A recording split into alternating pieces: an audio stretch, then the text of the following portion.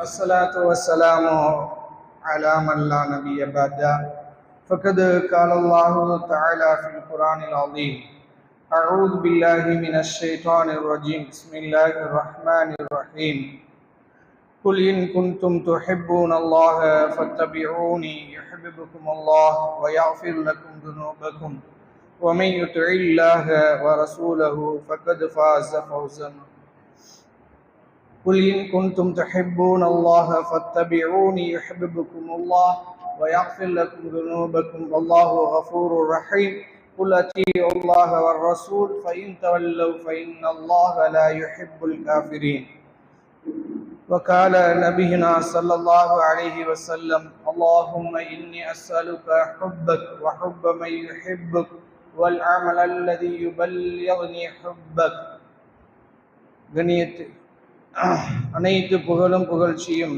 அகிலங்களின் அதிபதியான அல்லாஹ் ஜல்ல ஷானஹு தஆலா ஒருவனுக்கு மட்டுமே உரித்தாக்கி புனிதமிகு ரமலானின் புனித இரவுகளில் அதிகமான நன்மைகளை அடைய வேண்டும் என்ற நற்சிந்தனையோடு அவனுடைய ஆலயத்தில் நம்மளை எல்லாம் ஒருங்கிணைத்திருக்கிறான். இந்த தௌஃபீக் அல்லாஹ் யாரை விரும்புகிறானோ, யாருக்கு மலக்குமார்களுடைய பிரார்த்தனை இருக்க வேண்டும் என்று அல்லாஹ் விரும்புகிறானோ அப்படிப்பட்ட நன்மக்களுக்குத்தான் இந்த பாக்கியம் கிடைக்கும். எல்லோருக்கும் கிடைக்கிறது. அதனால அல்லாஹ் நம்மளை இங்கே ஒன்று குழும்பி இருக்கிறதுக்கு நாம் அல்லாஹுக்கு எத்தனை கோடி முறை நன்றி சொன்னாலும் அது போதாது. அல்லாஹ் ரப்புல் ஆலமீன் அப்படி நம்முடைய பலவீனங்களை ஏற்றுக்கொள்வானாக.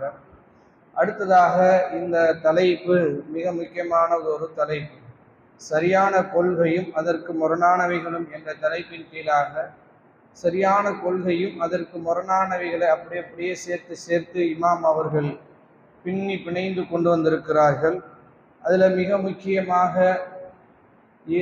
வணக்க வழிபாடுகளில் அல்லாஹுவை எப்படி தௌஹீத் பண்ணுவது, அதற்கு முரணானவைகள் என்ன என்பதை ஒரு நீண்ட லிஸ்ட் கொடுத்திருக்கிறார்கள். அதில் வணக்கத்தின் அடிப்படை நோக்கமாக இருக்கிறது ரெண்டு தான். ஒன்று அல்லாஹ்வுடைய அன்பை பெறுவது, இன்னொன்று அல்லாஹ்வுடைய தண்டனையிலிருந்து தப்பிப்பது. இந்த ரெண்டு தானே, ஆசை அச்சம், இந்த ரெண்டையும் சரியா இருக்கிறது. இந்த ஆசை இந்த ரெண்டையும் சமநிலைப்படுத்துவதற்கு அன்பு என்ற ஒரு அளவுகோலை அல்லாஹ் வைத்திருக்கிறான். அந்த அன்பு எப்படிப்பட்டதாக இருக்கிறது என்பதை ரொம்ப தெளிவாக ரெண்டா பிரித்து கொடுத்துட்டாங்க. குழப்பிராம இருக்கிறது. ஒரு சில அன்புகள் அது இயல்பானதாக இருக்கும், கருணைமயமாக இருக்கும், நட்பு ரீதியாக இருக்கும். இந்த அன்புக்கும் இறை வணக்கத்துக்கும் சம்பந்தமே இல்லை. இந்த அன்புக்கும் இறை வணக்கங்களுக்கும் சம்பந்தமே இல்லை. அப்ப இறை வணக்கங்களுக்கு சம்பந்தப்பட்ட அன்பு எது? ரெண்டு தான். கீழ்ப்படிதலும் அர்ப்பணிப்பு உணர்வோடு நேசிப்பது. கீழ்ப்படிக்கணும், அந்த கீழ்ப்படிஞ்சாதான் நேசம் இருக்குன்னு அர்த்தம். இன்னொன்று, கீழ்ப்படிந்ததற்கு பின்னால் அதுல அர்ப்பணிப்போடு இருக்கணும். கீழ்ப்படிஞ்சிட்டு கேட்டுட்டு இந்த காதுல வாங்கி இந்த காதுல விட்டுட்டு போறதில்லை. மாறாக அல்லாஹ் ஒன்று சொல்லிட்டான்னா அது கேட்டு கட்டுப்பற்றணும். அப்படி கட்டுப்படுற போது வரக்கூடிய நெருக்கடிகளில் இன்பத்தோடு அவைகளை கடந்து செல்லணும், பயணிக்கணும். அப்படி பயணிக்கிற போது நமக்கு தடையாக வருகிற காரியங்கள் எத்தனை இருக்குன்னு சொன்னோம்ல, நேற்று பார்த்தோம். எத்தனை இருக்குன்னு சொல்றான்? சூரா தௌபா 9வது அத்தியாயம், அதுல 24வது வசனம். நீங்க இதை நிறைய பயன்ல வெவ்வேறு வடிவத்தில் கேட்டிருப்பீங்க. அது தொகுப்பா கொடுக்குறாங்க இமாம். என்ன என்றால், நீங்க அல்லாஹ் சொல்றான், உங்கள் பிள்ளைகளும் உங்களுடைய வியாபாரங்களும் உங்களை வணங்குவதை விட்டு, அல்லாஹ்வை வணங்குவதை விட்டு உங்களை தடுக்க வேண்டாம் அப்படின்னு சொல்றான். அவங்க ஏன் தடுப்பாங்க? பிள்ளை மேல உள்ள பாசத்துல நீங்க இதை விட்டுருவீங்க, தொழுகை விட்டுருவீங்க. குடும்பம் மேல உள்ள பாசத்துல நோன்ப விட்டுருவீங்க. ஏன்னா குடும்பத்துக்காக நான் உழைக்கணும் அப்படின்னு வருதா? அதே போல வீட்டு வேலை நடந்து கொண்டு இருக்கிறது. கப்பி தட்டிக்கிட்டு இருக்காங்க. நீங்க நோன்பு வைக்கணுமா வேணாமாண்டா, இன்னைக்கு விட்டுட்டுலாம், கடுமையான வேலை இருக்கு அப்படின்ருவோம். அப்படி ஒவ்வொன்றும் இந்த 8வையும் நீங்க ரொம்ப ஈஸியா புரிஞ்சுக்கணும். அல்லாஹ் சொல்லுவதை கீழ்ப்படிய விடாமல் தடுக்கும். அல்லாஹ் சொன்ன அமல்களில் அர்ப்பணிப்பை தடுக்கும். அப்படி தடுக்கிற போது அல்லாஹ்வுடைய நேசத்தை முற்படுத்தணும். அதுக்குத்தான் தமிழ்ல ஒரு அழகான வார்த்தை இருக்கிறது, அன்பு கட்டளை. கட்டளை போடுறது எப்படி? அன்போடு சேர்ந்த கட்டளை அல்லாஹ் போடுறதெல்லாம். அல்லாஹ் போடுறது அவன் அதிகாரம் மிக்கவன், அவன் அடைக்கு ஆளுகிற மாதிரி கட்டளை போடலாம், செய்யுங்க அப்படின்னு சொல்லலாம். ஆனா அல்லாஹ் அப்படி நம்மளை சொல்லல. அல்லாஹ் என்ன சொல்றான்னா, தொழுங்க நன்மையை தர்றேன், நோன்பு வைங்க உங்களுக்கு சொர்க்கத்துல ஒரு வாசலை திறந்து வச்சிருக்கிறேன், நோன்புக்குரிய கூலியை நானே தர்றேன், அதுக்கு அளவுலாம் கிடையாது. இப்படி அல்லாஹ் போடுகிற கட்டளை எல்லாம் நம் மீது உள்ள அன்பின் பிரகாரம் தான். அந்த அன்புக்கு பாத்தியமாக நம்ம செய்ய வேண்டியது, நமக்கு அல்லாஹ் நேசிக்கிறான் என்பதை நாம கீழ்ப்படுகிறது. இதைத்தான் சஹாபாக்கள் செஞ்சாங்க. அவங்களுக்கு 8 வந்துச்சு அதுல ஒவ்வொரு நபிமார்களுடைய வரலாறும் நீங்க பாடமாக படிக்கணும். இந்த 8க்குள்ளதான் அடங்கும். நீ வரலாறு அல்லாஹ் குர்ஆன்ல எதுக்கு சொல்றான்? நமக்கு வெறுமனமே வரலாறு கதை கேட்டுட்டு போறதுக்கோ அல்லது ஒரு வரலாற பிறப்புல இருந்து இறப்பு வரைக்கும் தொகுத்து கொடுப்பதற்கோ அல்லாஹ் சொல்லல. மாறாக நம்முடைய நம்பிக்கையும் நம்முடைய வணக்கங்களும் எப்படிப்பட்டதாக இருக்க வேண்டும் என்ற பாடம் தான் நபிமார்களுடைய வரலாறு. அதான் அவங்களுக்கு நேற்று சாட்டா இப்ராஹிம் அலைஹிஸ்ஸலாம் எப்படி தந்தையோடு நடந்து கொண்டார், நேரடியாக தந்தைக்காக இபாதத்தில் எப்படி மோதி நின்றார்கள், கொள்கைக்குள்ள வெற்றி பெற்றார்கள். அதே போல அவருக்காவது தந்தை இருக்கிற போது, நபி ஸல்லல்லாஹு அலைஹி வஸல்லம் அவர்களுக்கு தாயும் தந்தையும் இல்லாத போது அது ரொம்ப நெருக்கடி. ஏன்னா நீங்க தகப்பனவு இருக்கிற போது வேணா பகைச்சிட்டு வர்றது ஓரளவு உலகம் ஏற்றுக்குவோம். இறந்து போன தந்தைகளை நிந்திக்கிறதோ அல்லது குறை சொல்லுவதையோ அல்லது அவர்களுக்கு செய்ய வேண்டிய காரியங்களை செய்யாமல் இருப்பது இருக்கிறதே பெரிய ஜிஹாது. அது சாதாரணம் கிடையாது. ஏன்னா பாப்பாவுக்கு ஃபாத்தியா ஓதலன்னு நீங்க சொல்லி பாருங்களேன், பயங்கர கஷ்டம். பாப்பாவுக்கு கத்த ஓதலன்னா பயங்கர கஷ்டம். நீங்க அவர் உயிரோடு இருக்க போது அவர் கூட நீங்க முரண்பட்டு இருக்கலாம். ஆனா அவர் இறந்த பின்னாடி செய்ய வேண்டிய கடமைகள், அவர் தர்கா வணங்கியா இருக்க போது பளிச்சுன்னு தெரியுது தர்கா தான் நான் நம்புவேன் அப்படின்னு தெரிஞ்சதுக்கு பின்னாடி அவருக்கு தொழாம இருக்க முடியுமா? நிக்கணும். அப்படி விலகி நிக்கிற போது எவ்வளவு பெரிய சிரமத்தை நம்ம சந்திப்போம். அர்ப்பணிப்பான அன்பு அதுதான். அந்த அர்ப்பணிப்பு என்பது அதுதான். நீங்க விலகி நிக்கிற போது இருக்கக்கூடிய அந்த உணர்வுகள் இருக்குல்ல, அது அல்லாஹ்வுடைய நேசத்தை மட்டுமே கண்ணு முன்னால நிறுத்திக்கணும். நம்முடைய எண்ணத்துக்கு முன்னால் நிப்பாட்டிட்டோம், இன்ஷா அல்லாஹ் அல்லாஹ் அதை வெற்றியாக அமைப்பான். இந்த 8 வகையினர்களை, சரிங்களா? அல்லாஹ் அதை சாதாரணமா சொல்லல. இங்க சொன்னால 8 என்னென்ன சொல்லுங்க பார்க்கலாம், தமிழ்லயே சொல்லுங்க. என்ன அடுத்து சொல்ல போறேன். இதுக்கு 1 உறவுகள் தான் சொல்லுங்க, பெற்றோர்கள், அடுத்து பிள்ளைகள், அடுத்து மனைவிமார்கள், சகோதரர்கள். பிள்ளைகளுக்கு அடுத்து யாரு? சகோதரர்கள். அடுத்து மனைவிமார்கள், அதுக்கடுத்து உறவினர், அடுத்து பயந்து செய்கிற நஷ்டங்களை பயந்து நஷ்டம் வந்துடக்கூடாது என்று பயந்து வியாபாரம். அடுத்து நம்ம கட்டி வைத்திருக்கிற வீடுகள், விருப்பத்தோடு கட்டி வச்சிருக்கிறோம்ல மாட மாளிகைகள், அதுக்கடுத்து நம்முடைய பொருளாதாரம், நம்ம திரட்டி வைத்திருக்கிற பேங்க் அக்கவுண்ட், நாம் திரட்டி வைத்திருக்கிற நகைகள், நாம் திரட்டி வைத்திருக்கிற வெள்ளி காசுகள், இதெல்லாம் நிரந்தரம் நம்புறோம். நல்லா புரிஞ்சு, இது எதுவுமே நிரந்தரம் அல்ல. இது எல்லாமே ஒரு குறிப்பிட்ட இடத்தில் நம்மளை விட்டு பிரியக்கூடியவைகள். இவைகள் எல்லாம் பிரிகிற போது நிரந்தரமானது யாரு? நம்மோடு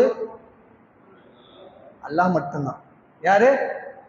அல்லாஹ் மட்டும்தான். அதனாலதான் அல்லாஹ் சொல்றான், இவைகளை விட்டு விட்டு என்ன நேசிங்க, இவைகள் அனைத்தும் உங்களுக்கு நான் என்ன செய்யறேன்னா அதுக்கு வேற வழியில வர்றேன். இந்த 8ஐயும் சிலதை அல்லாஹ் விட்டுட்டு நெருங்கிய உறவினர்களுக்கு மத்திய மட்டும் பிரச்சனை தூக்கும்ல, அதை சொல்லுகிறான். லா தஜிது, நபியை நீங்கள் பார்க்க மாட்டீர்கள். நான் ஒரு சமுதாயத்தை உருவாக்கி இருக்கிறேன், சஹாபாக்களே உம்மா இருக்க. அது அல்லாஹ் சொல்லுகிறான். இந்த சமூகம் எப்படிப்பட்டது என்றால், லா தஜிது கௌமன் யுமினூன பில்லாஹி வல் யௌமில் ஆஹிர், அல்லாஹ்வையும் மறுமை நாளையும் நம்பிய இந்த சமூகம் யுவாதுன மன் ஹாதல்லாஹ வ ரசூலுஹு, அல்லாஹுவோடும் அல்லாஹுடைய ரசூலோடும் பகைமை பாராட்டுகிற மக்களை நேசிக்கவே மாட்டார்கள். அவர்கள் யாராக இருக்கணும்? வலவுக்கான ஆபாவும், அவர்களுடைய பெற்றோர்களாக இருந்தார், அப்னாவும் அவர்களுடைய பெற்ற பிள்ளைகளாக இருந்தார், வா இஹ்வானஹும் அவருடைய உடன் பிறந்த சகோதரர்களாக இருந்தாலும், அஸ்வாஜுகும் அவர்களுடைய மனைவிமார்களாக இருந்தாலும், அஷீரத்துகும் அவர்களுடைய உற்றார் உறவினர் குடும்பங்களாக இருந்தாலும், இவர்கள் அல்லாஹ்வை பகை கொள்ளும் வரைக்கும், ரசூலோடு பகைத்துக் கொள்கிற வரைக்கும் இவர்களை மூமின்கள் நேசிக்க மாட்டார்கள். ஃபர்ஸ்ட் அடையாளம் நமக்கு சொன்னான். நேசம் வராதுன்ற அல்ல, இது எல்லாம் ஏன் அப்படி வந்துச்சுன்னா ஷிர்க போகும், குஃப்ர்ல தான் கொண்டு போய் நிப்பாட்டும். அதனாலதான் இது நமக்கு ஏன் இது பெருசா தெரியல தெரியுமா உங்களுக்கு? நீங்க முஸ்லிமான பகுதிகளுக்குள்ள போய் இந்த போராட்டத்தை கவனிக்கணும். ஒருத்தர் தகப்பனார் இறந்து போய் கிடக்கும் போது தொப்பியும் தாடியோட நிக்கிறது இல்லை, எவ்வளவு சிரமம் தெரியுமா? அங்க எல்லா சடங்குக்கும் இவர் தான் பொறுப்புதாரியா இருப்பாரு. ஆனா யாரோ ஒருத்தர் இறந்து போன மாதிரி ஒதுங்கி நிக்கணும். தமிழ் அதுக்கு பேரு சீம கடன்கள் சொல்றாங்க. பெத்த கடன் நிறைவேற்ற வரமாட்டான் புள்ள. அதோட மட்டும் இல்ல, பெத்த புள்ள காஃபிரா இருப்பான், இவர் இங்க இருப்பாரு. ஊருக்கு போயிருந்தா பெருநாள் கொண்டாடுவான், அவன் விழாக்கள்ல போய் பங்கெடுக்க முடியாது, அவனுடைய சுகதுக்கங்கள்ல பங்கெடுக்க முடியாது, உடன் பிறந்த சகோதர சகோதரிகளோட சுகதுக்கங்களில் பங்கெடுக்க முடியாது, தனித்து வாழப்படணும். அப்படிப்பட்ட ஒரு வாழ்க்கையை தான் சஹாபாக்கள் தனித்தனியா பிரிஞ்சு வாழ்ந்து அவர்கள் எப்படிப்பட்டவர்களா மாறி போயிட்டாங்கன்னா, இந்த காஃபிர்களை நேசிக்காதவர்களாக மாறி போனார்கள்.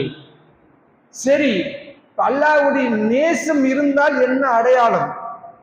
நேற்று இதைத்தான் நான் எதிர்பார்த்து வந்தேன்னா, ரொம்ப முக்கியமானதும். ஆனா இதுல அடையாளம் என்ன? இது எதிரானது. இப்ப நேசம் இருந்தால் அதனுடைய அடையாளங்கள் என்ன என்றால், ஃபர்ஸ்ட் அல்லாஹ் சொல்லுகிறான், 3வது அத்தியாயம் 31, 32 2 வசனம். குல், நபியே நீங்கள் சொல்லுங்கள், இன் குன்தும் துஹிப்பூனல்லாஹ் ஃபத்தபிஊனி, நீங்கள் அல்லாஹ்வை உண்மையாகவே நேசிப்பவர்களாக இருந்தால் என்னை பின்பற்றுங்கள். ஃபர்ஸ்ட் அல்லாஹ் சொல்றான்.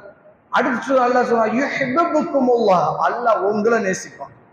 நீங்க அல்லாஹ்வை நேசிப்பதாக இருந்தாலும் சரி, அல்லாஹ் உங்களை நேசிப்பதாக இருந்தாலும் சரி, ரெண்டுக்கும் ஒரே வழி, இத்திபாவுர் ரசூல், ரசூலை மட்டும் ஃபாலோ பண்ணணும்.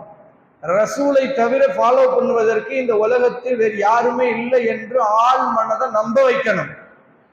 ரசூல் சொல்லிட்டாங்கன்னா அது உள்மனம் விரும்பினாலும் விரும்பலாட்டியும், குடும்பங்கள் விரும்பினாலும் விரும்பலாட்டியும், நம் சொத்துக்கு பாதிப்பு வந்தாலும் வரலாட்டியும், நம்முடைய அனைத்துக்கும் எதிராக இருந்தாலும் ரசூலுக்கு கட்டுப்பட்டு பின்பற்றி நிற்பேன் என்ற மனநிலைக்கு எப்ப நம்ம வர்றோமோ அப்பத்தான் அல்லாஹ்வை நம்ம நேசிக்கிறோம் என்ற உடல் அடையாளம். எல்லாத்தையும் தூக்கி போட்டுறணும். ரசூல்லா சொல்லிட்டாங்கன்னா செம்மையானா வாத்தாங்கன்னா அறிவுக்கு எதிராக நிற்கும்.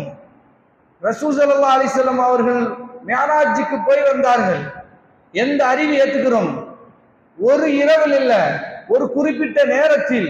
எங்கு போய் வந்தார்கள்?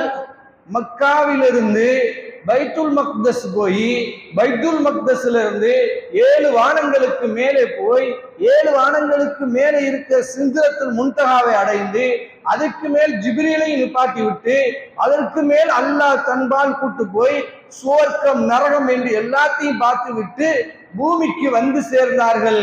அவர்களுடைய படுக்கையில் இருந்த அந்த சூடு தணிவதற்கு முன்னால்.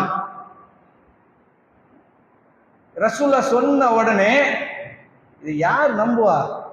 அபூஜஹல் கேட்டாங்க, என்ன முகமது, பயங்கரமான கதையா இருக்கு, நம்மளால அப்படித்தானே, விட்டாலாச்சாரிய கதையெல்லாம் தோத்து போச்சியா உங்கள்ட்ட நீங்க சொன்னது, ஆனா அபூபக்கர் ரலியல்லாஹு அன்ஹு சொன்னது, ரசூல் அவர்கள் கேட்ட கேள்வி என்ன? ஒரே கேள்விதான், உண்மையில் முஹம்மது சொன்னாரா? ஆமா. அப்படி என்றால் நான் நம்புகிறேன், நான் ஏற்கிறேன். இது என்னப்பா 7 வானங்கள் அங்கு பயணத்தை சொல்றீங்க, என் கண்ணு முன்னால பக்கத்திலேயே உட்கார்ந்து இருக்கிறார், ஒரு தூதர் அவரிடத்தில் வந்து பேசிவிட்டு போகிறார் என்று சொல்லுகிறார், நான் அதையே நம்புகிறேன். 7 வானங்களுக்கு மேல் இருந்து ஜிப்ரீல் வஹியை கொண்டு வருகிறார் என்பதை நான் நம்புகிறேன். சொர்க்கம் இருக்குன்னு நம்புகிறேன், நரகம் இருக்குன்னு நம்புகிறேன், கபர் வாழ்க்கை இருக்கு நம்புகிறேன். இது எனக்கு அற்பத்திலும் அற்பமான விஷயம். முஹம்மது போய் வந்தார், நம்புகிறேன். அதுல என்ன? தொழுகை கடமையாக்கப்பட்டது, பின்பற்றுகிறேன். மூசா நபியை சந்தித்தாரா? சந்தித்தார், நம்புகிறேன். ஆதத்தை பார்த்தாரா? எல்லாத்தையும் நம்புகிறேன். ரசூலை பின்பற்றாமல் அல்லாஹ்வுடைய நேசம் இருக்கு என்று சில பொய்யர்கள் சொல்லிக் கொண்டு திரிந்தார்கள். அதுக்குத்தான் இந்த வசனத்தை அல்லாஹ் இறக்கினான் என்று தஃப்சீர் ஆசிரியர்கள் சொல்லுகிறார்கள். சில பேரு நாங்க அல்லாஹ்வை நேசிக்கிறோம்ன்றது, ஆனா பின்பற்றுவது யாரையும் அதுக்கு பல பேரை வச்சிருக்காங்க. அல்லாஹ் புரிந்து கொள்ளுங்கள், ரசூல் ஸல்லல்லாஹு அலைஹி வஸல்லத்தை பின்பற்றுவதுதான் முதல் அடையாளம் அல்லாஹ்வை நாம் நேசிக்கிறோம் என்பதற்கு. இரண்டாவது அடையாளம் சூரா மாயிதா 51வது வசனம், ரொம்ப முக்கியமான வசனம். யா அய்யுஹல்லதீன ஆமனு, ஈமான் கொண்டவர்களே, மை யர்தத்த மின்கும் அன் தீனிஹி, யார் இந்த மார்க்கத்திலிருந்து முர்தத்தாய் வெளியேறி போகிறார்களோ அப்படி போகட்டும். நிர்பந்தம்லாம் இல்லை. சிலர்கள் போறதுனால நமக்கு இந்த மார்க்கத்துக்கு அல்லாஹ்வுக்கோ ரசூலுக்கோ குறை வந்துடும் இருக்குமா? நன்றாக புரிந்து கொள்ளுங்கள், இந்த செயல்பாடு என்பது ரசூல்லா நேரடியா உயிரோடு வாழ்ந்த காலத்திலிருந்து நடைபெறுகிற செயல்.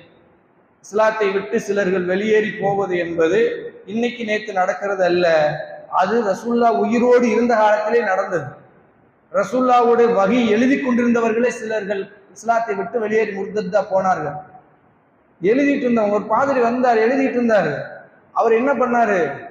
கொஞ்ச நாள் கழிச்சு இஸ்லாத்தை விட்டு வெளியே போயிட்டு, முகமதுக்கு வகியெல்லாம் வரல, அவர் தௌராத்துக்கு இஞ்சில் இருந்தா காப்பி அடிச்சு சொல்றாரு, அதை நாம் தான் சொல்லி கொடுத்தேன்டாரு. சஹாபாக்கள் கேட்டாங்க, இவரை கொண்டுட்டுமான்னு. அதெல்லாம் வேணாம், விட்டுருங்க, விடுங்க, இருக்கட்டும், சொல்லிட்டு தானே இருக்காரு, இருக்கட்டும். அவருடைய நிலை அல்லாஹ்வுக்கு தெரியும். அவர் செத்தாரு. அவருக்குரிய நிலைமை என்ன தெரியுமா? இவர்களுடைய நிலைமை, இந்த பூமியில் எதுவுமே அவர்களை ஏற்றுக்கொள்ளாது. இஸ்லாத்தை விட்டு தெரிந்ததுக்கு பின்னால் வெளியில போகிற அந்த பெரிய பாவம் இருக்கிறதே, போனவர்களுடைய இந்த உலகத்தின் தண்டனை, இந்த மண் அவர்களை ஏற்றுக்கொள்ளாது, இந்த காற்று அவர்களை ஏற்றுக்கொள்ளாது, இந்த தண்ணி அவர்களை ஏற்றுக்கொள்ளாது. இது எல்லாம் அல்லாஹ் நமக்காக கொடுத்திருக்கக்கூடிய நியமத்துகள். எல்லாத்துக்கு எதிர தன்னுடைய எதிர்ப்பை நேரடியாக காட்டும். நேரடியாக காட்டும். அப்படி காட்டுச்சு அந்த மனிதருக்கு. துப்புச்சுன்றாங்க. பூமி துப்பி விட்டது. யூதர்கள் பேசினார்கள், முஹம்மது பணத்தை கூட விட்டு வைக்க மாட்டாங்க. ரசூல் அப்பயும் ஒன்னும் சொல்லாதீங்கன்றாங்க. நடக்கட்டும், புதைச்சாங்க. காலையில தோண்டி எடுக்க யூதர்கள் மறுநாள் பதிக்கிறாங்க. மீண்டும் காலையில வெளியில கிடக்காது. 3 நாள்.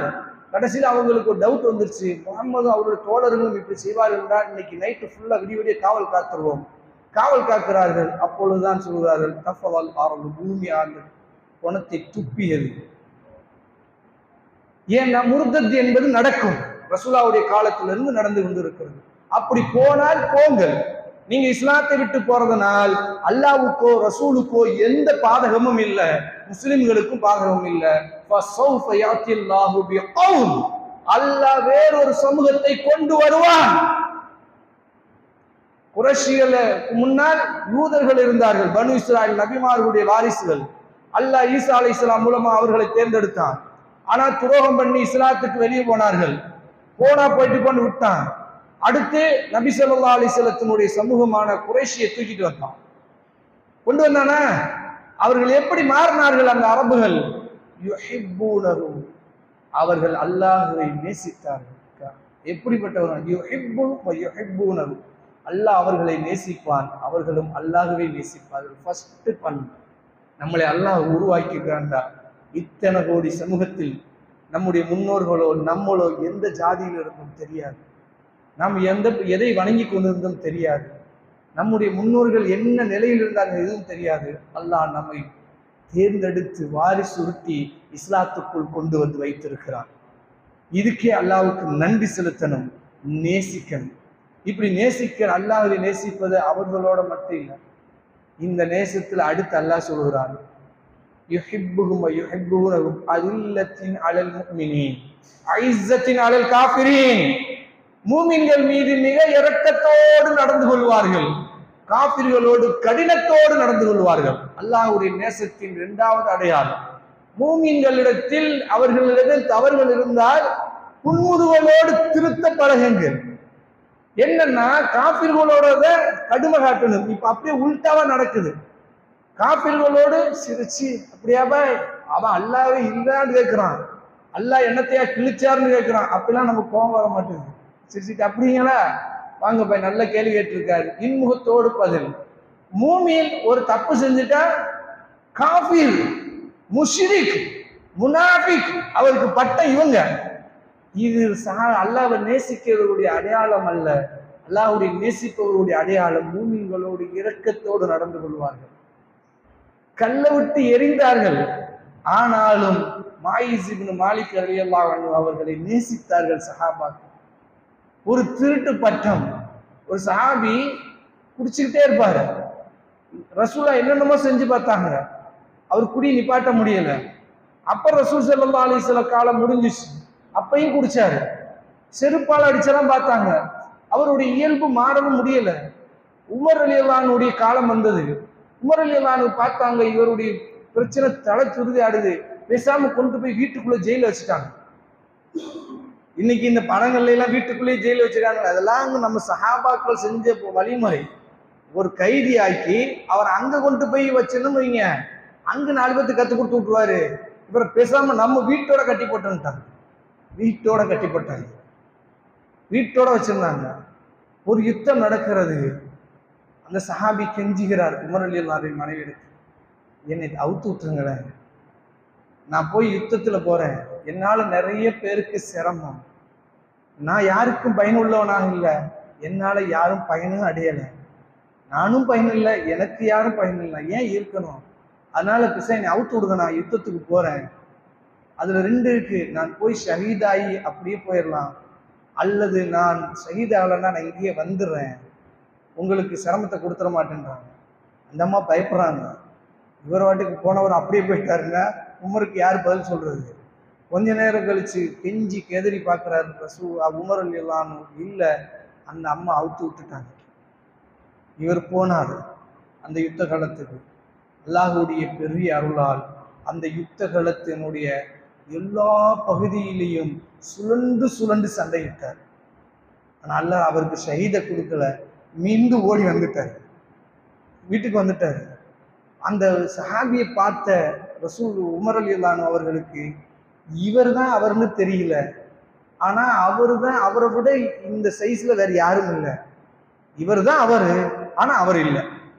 இப்படி குழப்பம். வீட்டுக்கு வந்து பார்க்குறாங்க, அந்த சஹாபி கெட்டி கிடக்கிறாரு. அப்ப சொல்றாரு மனைவிட்ட, என்னால நம்ப முடியல, ஆனால் நம்பாம இருக்க முடியல, வரும் வராதுன்ற மாதிரி தான். இவர் மாதிரி ஒருத்தர் யுத்தத்துல பார்த்தேன், கடுமையாக யுத்தம் செய்தார், அல்லாஹ்வுக்கு விருப்பத்தோடு எப்படி யுத்தம் செய்வார்களோ அப்படி செய்தார். ஆனால் இவர் இங்க இருக்கிறாரு அப்படின்னு அந்த அம்மா சொன்னாங்க, அவர் தான் இவர் என்கிட்ட கெஞ்சினாரு, நான் தான் அவுத்து விட்டேன். அப்பொழுது ரசூல் உமர் ரலியல்லாஹு அன்ஹு கட்டுகளை அவுத்து விட்டு சொன்னார், போய் விரும்பியதை செய்வாங்க அப்படின்னா. ஏன்னா மூமின்களை நேசித்து பழகுங்கள், பாவம் இருக்கும், ஆனால் அவர்களுடைய நேசத்தை அதான் சொல்றாங்க, இறைவா உன்னை நேசிப்பவர்களை எங்களை நேசிக்கவை, உன்னை நம்பி இருக்கிற மூமின்கள் மீது எங்களுக்கு அன்பை ஏற்படுத்து, உமர் மீது அன்பை ஏற்படுத்து, அபூபக்கர் மீது அன்பை ஏற்படுத்து, உமர் உஸ்மான் இப்னு அஃபான் சஹாபாக்கள் மீதிலிருந்து எங்களுக்கு அன்பை ஏற்படுத்து, அவர்கள் மீது எங்களுக்கு பொறாமை ஏற்படுத்திடாத, அவர்கள் மீது வெறுப்பை எங்களுக்கு கொண்டு வந்துடாத. ஆனா இன்னைக்கு தலைகளா நடக்கிறது, காரணம் என்னன்னா ஹுப்புல குறைஞ்சிருக்கு, அல்லாஹ்வுடைய ஹுப்புடைய வணக்கத்தில் குறைபாடு. அடுத்து அல்லாஹ் 3வது அடையாளமாக சொல்கிறான், அவர்கள் யுஜாஹிதூன ஃபீ ஸபீலில்லாஹ், அல்லாஹ்வுடைய பாதையில் ஜிஹாத் செய்வார்கள், நான்காவது வலா யஹாஃபுன லௌமத லாயிம், பழிப்பவர்களின் பழி சொல்லுக்கு பயப்படவே மாட்டார். இன்னைக்கு அதுதான் நடக்குது. எவனோ திட்டுவான்னு பயப்படுறாங்க. அல்லாஹ் திட்டுவான், ரசூலாவுக்கு அவமானம் செய்யணும் என்று அந்த அச்சமே வரமாட்டான். இவர் மூணு கோச்சுக்குருவாரு, யார் முதலமைச்சர் அப்படி சொல்லிட்டா, இஃப்தாருக்கு வரமாட்டேன்னு சொல்லிட்டா கோச்சுக்குவார். எந்த அளவுக்குன்னா உலமாக்களே சிலர்கள் நடிகர் பின்னால போய் உட்காந்து ஒரு இபாதத்தை செஞ்சுட்டு கேட்டேன்னா கோச்சுக்குருவாங்கல்ல. ஏன் கோவிச்சா கோவிக்கிறாட்டி உனக்கு என்ன? பழிப்பானா? பழிச்சுட்டு போட்டுமே, எவ்வளவு நாளைக்கு பழிச்சிருவான்?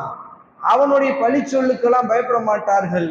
இதுதான் நபி ஸல்லல்லாஹு அலைஹி வஸல்லம் குர்ஆனும் நபி ஸல்லல்லாஹு அலைஹி வஸல்லம் நமக்கு காட்டிய அல்லாஹ்வின் நேசத்தின் அடையாளங்கள் என்பதாக இப்னு கையிம் அல் ஜௌசியா ரஹ்மத்துல்லாஹி அவர்கள் நமக்கு சொல்கிறார்கள். புரியுங்கள், அல்லாஹ் நேசத்தின் ஆதாரம், அல்லாஹ்வுக்கு நேசம் இருப்பது என்பதற்கு ஆதாரம் அந்த வசனம். அல்லாஹ் நேசிப்பான் என்ற சிஃபத் இருக்கிறது ஒன்று. இரண்டாவது, அல்லாஹ்வுடைய நேசத்தின் அடையாளம் எது? இத்திபாவுர் ரசூல், ரசூலாவை பின்பற்றுவது. இரண்டாவது, அல்லாஹ்வை நேசிப்பது. மூன்றாவது, மூமின்களோடு இரக்கத்தோடு நடந்து கொள்வது, காஃபிர்களோடு கடுமையா நடந்து கொள்ளணும். காஃபிர்களுக்குள்ள நீங்க எந்த இணக்கத்தையும் நீங்க இப்ப நாடி போனீங்கன்னா அவங்க மார்க்கத்துக்கு தான் அவங்கள கொண்டு போவாங்க. நீங்க அவங்களை இந்த மார்க்கத்துக்கெல்லாம் கொண்டு வந்துட முடியாது. அன்புல நான் நலவு அப்படியே மருகி உருகி பேசி திருப்பிடுவேண்டெல்லாம் ஒரு காலம் திருப்ப முடியாது. அவன் கொள்கையில் அவன் இருப்பான், நம்ம கொள்கையில் நம்ம இருக்கணும். அது யூத கிறிஸ்துவர்கள், குறிப்பாக முஸ்லிக்குகள் இந்த விஷயத்தை தெளிவா இருப்பார்கள். நான்காவது, அல்லாஹ்வுடைய பாதையில் ஜிஹாத் செய்யும். ஐந்தாவது, பழிப்போரின் பள்ளி சொல்லுக்கு பயப்பட மாட்டோம் என்று உள்ளத்துக்குள்ள இருந்தா, நீங்க ரோட்ல போயிட்டு இருக்கும்போது பாங்கு சொல்ல டைம் வந்துருச்சா, பாங்கு சொல்லுங்க. உங்களை யாரும் பழிச்சாங்கன்னா கண்டுக்கிறாங்க. சொல்லிட்டீங்களா, அங்கேயே தொழுங்க, ரோட்ல பஸ்லயே தொழுங்க. யாரோ பார்த்துட்டு ஒரு மாதிரி சிரிச்சுட்டு போறாங்கன்னா போயிட்டு போறாங்க. உங்கள் தொழுகையில ஒரு ஆளை போய் கூப்பிடுறீங்களா, வாங்க போய் தொழுகை போந்து உங்களை கேள்வி பேசுறானா கண்டுக்கிறாருங்க. ஏன்னா நான் உனக்காக கூப்பிடலப்பா, நான் யாருக்காக கூப்பிடுறேன்? அல்லாஹ்வுக்காக கூப்பிடுறேன். நீ சிரிச்ச என்ன, சிரிக்கலாட்டி எனக்கு என்ன என்பதை அப்படி இடது கையில தட்டி விட்டுட்டு போனோம் என்றால் ஹுப் இருக்கிறது, அதுலதான் அச்சம் இருக்கிறது, அதுலதான் ஆசையும் இருக்குது. ஆதரவு கரெக்டா ரெண்டு ரஜான்னா ஆதரவு, அச்சம், ஆசை இருக்கிறது. இந்த அடிப்படையை புரிந்து கொண்டு அல்லாஹ்வை நேசிப்போம். அல்லாஹ்வுடைய இந்த நேசத்தை தான் ரசூலுல்லாஹ் கேட்டார்கள். ஒரு வார்த்தை சேர்த்து உங்களுக்கு சொல்லித்தரம் சொன்னேன். அல்லாஹும்ம இன்னி அஸ்அலுக ஹுப்பக் வ ஹுப்ப மை யுஹிப்புக் வல் அமல் அல்லதி யுபல்லிகுனி ஹுப்பக். இறைவா, உன் நேசத்தின் பக்கம் என்னை நெருக்கி வைக்கிற அமல்களையும் என்னை நேசிக்கவை. அதை நேசிக்கணும். தொழுகை எப்ப நமக்கு நேசமாகணும்னா, அல்லாஹ்வை நெருக்கி வைக்கிற அமல் என்று நம்பினா நெருக்கி வைக்கிற தொழுகை யாருக்கு என்னவா இருக்கும்? பாரமா இருக்கும். ஒரு சின்ன அமல் கூட பாரமா இருக்கும். ஏன்னா அது வல் அமல், திருப்பி சொல்லுவோம், வல் அமல் அல்லதி யுபல்லிகுனி யுஹிப்புக், உன்னுடைய நேசத்தை நெருக்கத்தை ஏற்படுத்துகிற அமல்களை நேசிக்கவை என்று அல்லாஹ்விடத்துல ரசூலுல்லாஹ் கேட்டார்கள். ரசூலுல்லாஹ்வுக்கு அல்லாஹ் கொடுத்தான். அப்ப நம்ம இந்த பண்புகளை உருவாக்குவோமா? ரொம்ப போராட்டம் தான், ஈஸி பேசுறது. சஹாபி இப்போ இவ்வளவு கேட்டுட்டு யாராவது ஒருத்தர் நைட்டு போய் உஸ்மான் இப்னு அஃபான் ஏன் கொல்லப்பட்டார்கள் தெரியுமா, அலியின் சதிவலை அப்படின்னா, ஓ இருக்குமோ, அலியை நேசிப்பது ஈமானப்பா, ஈமான் இருக்கா இல்லையா? உமருக்கு தடுமாட்டம் வந்ததுன்னு நீங்க யாராவது சொல்லிட்டா உடனே ஓ இருக்குமோ, அவர் ஹதீஸைத்தானே சொல்றாரு. ஃபர்ஸ்ட் நேசி. உங்க பாப்பாவை இப்படி சொன்னா நீ ஏத்துக்கிறியா? உங்க அம்மாவை இப்படி சொன்னா ஏத்துக்கிறியா? உங்க அம்மா உன் தங்கச்சி கொலையில ஏதோ உங்க அம்மாவுக்கு சதிவலை இருக்குன்னு சொல்லிட்டா, உங்க அம்மாவை நான் நேசிக்கிறேன் தான், அதுக்காக நான் நியாயத்தை பேசாம இருக்க முடியுமான்னு சொல்ல முடியுமா? ஃபர்ஸ்ட் நேசமே அது கிடையாது. ஃபர்ஸ்ட் புரியுங்கள், நேசம் என்பது ஈமானை. அதுக்கு ரசூலுல்லாஹ் திருப்பி அபூபக்கரை நேசிப்பது ஈமான், உமரை நேசிப்பது ஈமான், சஹாபாக்களை நேசிப்பது ஈமான், அன்சாரிகளை நேசிப்பது ஈமான், முஹாஜிர்களை நேசிப்பது ஈமான். ரசூலுல்லாஹ் எவ்வளோ அந்த சமூகத்தை பாராட்டி சொல்லியிருக்காங்க. அல்லாஹ்விடத்துல கேளுங்க, இறைவா அவர்களை நேசிக்க வையுங்களை. அவளுடைய குற்றங்குறைகளை எல்லாம் நீ முடிவு பண்ணிக்க, எங்களுக்கு தேவையே இல்லை. அதுல போய் நாங்க மூக்க நுழைச்சு நாங்க என்ன அவ்வளவு பெரிய இடத்துக்காக வந்துட்டோம்? ஒன்றும் கிடையாது. நம்ம அமல்களுக்கு எந்த உத்தரவாதம் இல்லாத துர்பாக்கிய நிலையில் இருந்து கொண்டு உன்னுடைய பொருத்தத்தை ஏற்றுக்கொண்டவர்களின் அமல்களை சரிகான்ற இடத்துல நாங்க இல்ல ரப்பே என்று அல்லாஹ்விடத்தில் ஒப்புக்கொள்வோம். அல்லாஹ் ரப்புல் ஆலமீன் மூமின்களை நேசிக்க வைக்க சொல்லுவோம். இது ரொம்ப முக்கியமானது. இன்னைக்கு எல்லாம் மூமின்களுடைய குறை தான் தெரியுது. சின்ன சின்ன குறையோட பெருசா தெரியுது. காஃபிர்களுடைய குறைய தெரிய மாட்டேங்குது. காரணம் என்னென்றா இந்த நேசத்தை மாத்திட்டோம். இந்த மூமின்களை நேசிக்கவை ரப்பே. அவர்களுக்கு குறை இருக்கும், இருக்கு. அந்த குறையோடு எங்களை நேசிக்கவை. எங்க குறைகளோடு எங்க பெற்றோர்கள் நேசிக்கலையா? எங்களுடைய அண்ணன் தம்பி நேசிக்கலையா? அதனால் உன்னி ரசூல் ஸல்லல்லாஹு அலைஹி வஸல்லம் சொன்னார்கள், அல்லாஹும்ம ஜஅல் ஹுப்பக் அஹப்ப இலைய நஃப்ஸி வ அஹ்லி வ மினல் மாஇல் பாரித். இறைவா, உன்னுடைய நேசத்தையும் என்னை நேசிக்க வைப்ப எனக்கு ரொம்ப பிரியமானதையும் என் குடும்பத்தையும் பிரியமானதையும் குளிர்ந்த தண்ணியையும் நேசத்தை ஏற்படுத்து கேட்ட, என் குடும்பத்தை எனக்கு நேசிக்கவை என்று கேட்டார்கள்.